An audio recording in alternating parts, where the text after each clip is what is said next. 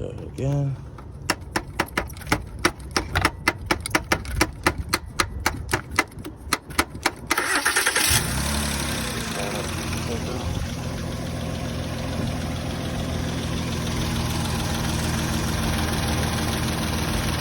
See that thing right up at the top of the starter.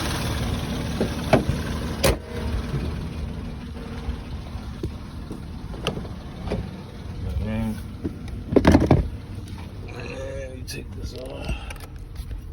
Everything should be good. And that's when your starter is bad.